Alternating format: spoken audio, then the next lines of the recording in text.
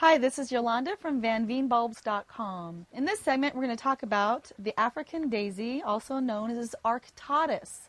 It's a beautiful plant that does great in your garden, and it's from South Africa and other parts of Africa. It's a beautiful, beautiful plant.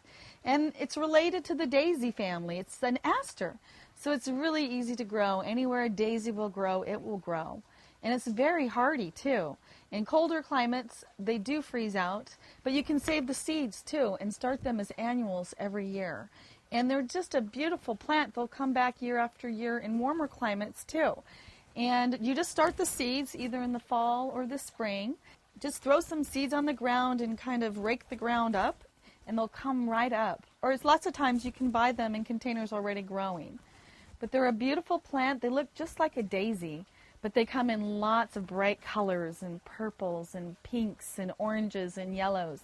They're really, really pretty. In South Africa, they grow wild in Namakwaland. Nowhere, there'll be just thousands of acres of beautiful African daisies in bloom each year. And it's just a beauty. And it's such a beautiful sight to see. So you can bring some of that home with you, too, and grow them in your garden.